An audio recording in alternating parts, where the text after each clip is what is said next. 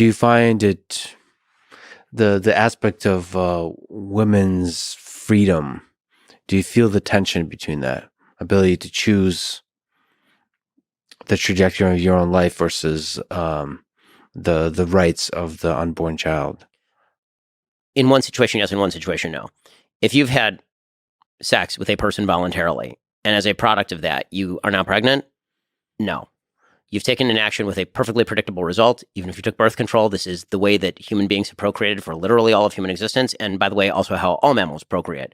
So the idea that this was an entirely unforeseen consequence of your activity, I find I have less sympathy for you in that particular situation, because you could have made decisions that would not lead you to this particular impasse. In fact, this used to be the basis of marriage, right? Was when we were a apparently more terrible society. We used to say that people should wait until they get married to have sex, a position that I still hold. And the reason for that was because then if you have sex and you produce a child, then the child will grow up in a two-parent family with stability. So, not a ton of sympathy there. When it comes to rape and incest, obviously heavy sympathy. And so that's why I think you see, statistically speaking, a huge percentage of Americans, including many pro-life Americans, people who consider themselves pro-life, would consider exceptions for rape and incest. One of the sort of dishonest things that I think happens in abortion debates is arguing from the fringes. This tends to happen a lot, is pro-choice activists will argue from rape and incest to the other 99.8% of abortions. Or you'll see people on the pro-life side argue from partial birth abortion to all of abortion. You actually have to take on sort of the mainstream case and then decide whether or not that's acceptable or not. But to you, the exception, just ethically, without generalizing it, that is a valid ethically exception.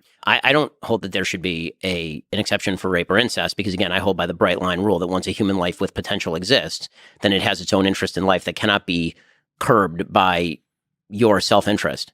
The only exception that I hold by is the same exception that literally all pro-lifers hold by, which is the life of the mother is put in danger. Such a tough topic, because if you believe that that's the line, then we're committing mass murder. Well, or at least mass killing. So I would say that murder typically requires a level of mens rea that may be absent in many cases of abortion. Right? Because the usual follow-on question is, well, if it's murder, why not prosecute the woman?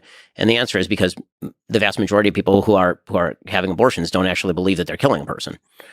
Right? They have a very different view of what is exactly happening.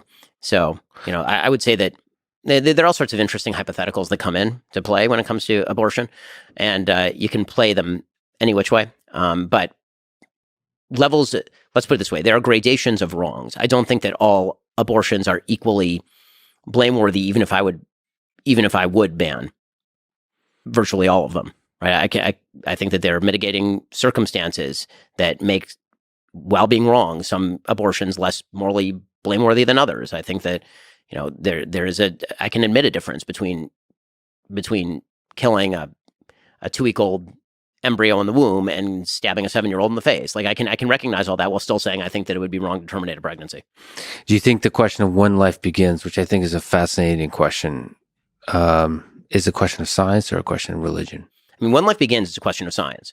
When that life becomes valuable enough for people to want to protect it is going to be a question that is beyond science. Science doesn't have moral judgments to make about the value of human life.